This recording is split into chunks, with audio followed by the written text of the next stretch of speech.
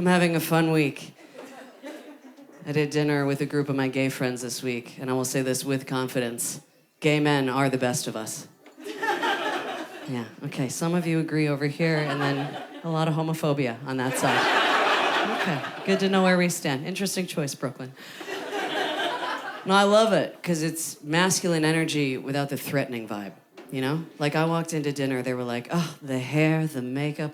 One of them was complimenting my tits. I was like, put them in your mouth. What are you gonna do, enjoy it? Let's go! They're having the most sex out of anyone on the planet, too. I don't know if you know this about gay men. To be honest, I don't understand why more straight men aren't gay, okay? Have some fun, live your lives, dip it in, dip it out, okay? But they were telling me about one of the apps they use. I'd never heard of it. It's called Sniffies. Have you guys heard of this? No. So I heard one yes, and I give you permission to speak during my set, and you were told not to. Who's the person that's heard of Sniffies? Right over here. How would you explain it?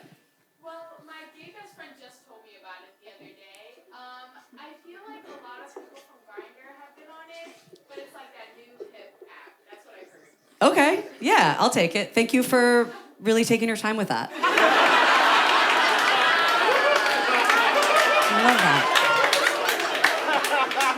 I love that. Thank you. You're right. It's like Grindr on crack. It's unbelievable. It's a hookup app. It's less of an app, more of just a map. It's a map that you open on your phone. It geolocates you and whoever else has the map open in your immediate vicinity. It's the Marauders map from Harry Potter, is what it is. It's just a little mischief managed, and here we go. It's pretty unbelievable. But I was thinking about that and like how proud the original map makers of the world would be, knowing that this is where their creation had come to. Because they were all gay, no doubt. Bi-curious, at least. Are you kidding me? Cartographers, sailors in the 1400s. Women weren't even allowed on ships back then because it was considered bad luck. And that is the gayest thing that I've ever heard in my life. Just no women aboard this vessel! They'll bring bad weather and misfortune. Thomases and Williams only.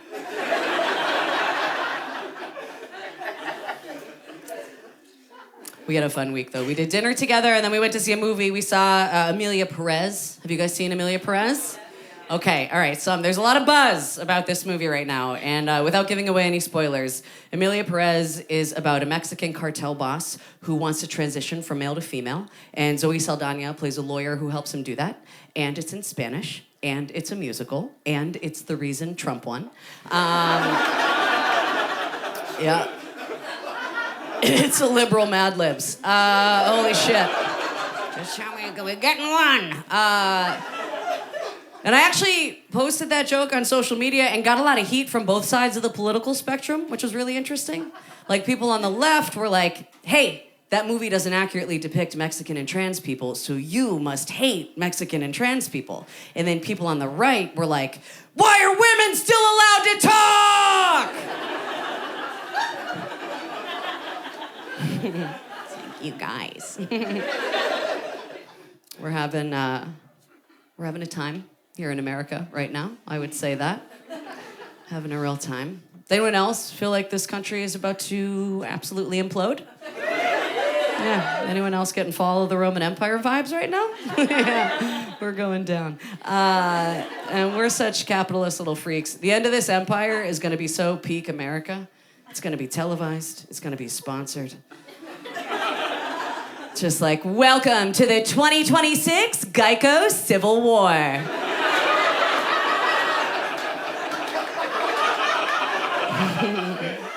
Halftime show by Lady Gaga.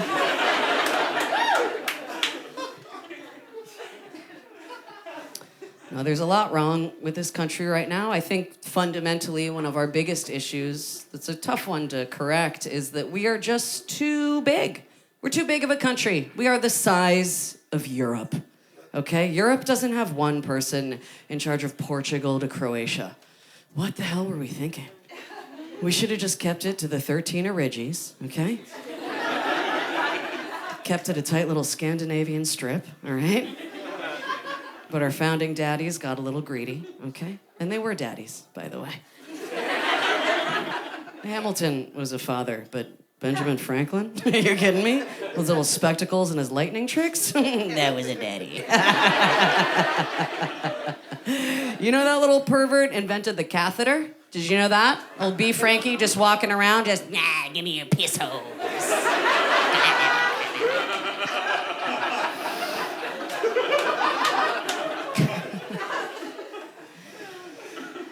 So we're just out here. It's too goddamn big, too big. I think another issue we need to tackle immediately is our news. Our news cycle has gotten pretty out of control. Do you remember when the news just used to be the news? Just one show, one program, 7 p.m. every night. I'm Tom Brokaw. This is what happened at the day and time that it happened. Where did that go? We have transitioned into a 24-hour interpretive dance of just the worst shit you've ever heard in your life. Unrelenting. Our news right now is a Russian gymnastics coach from the 80s. Just brutal. Just more, war, famine, a Kardashian, eat Timothée Chalamet.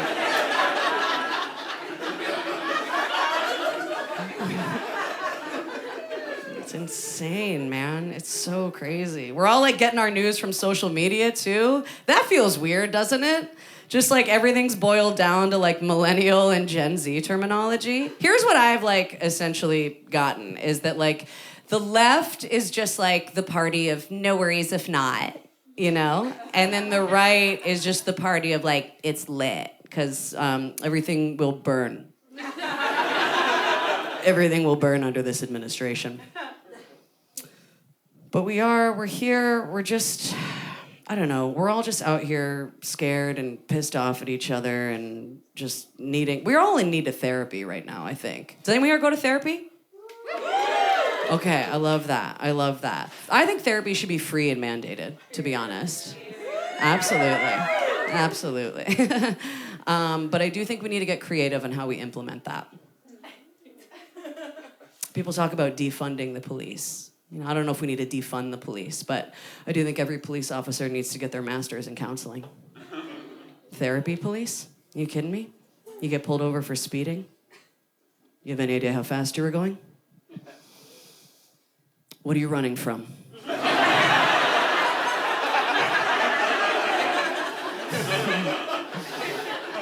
When's the last time you made eye contact with your dad?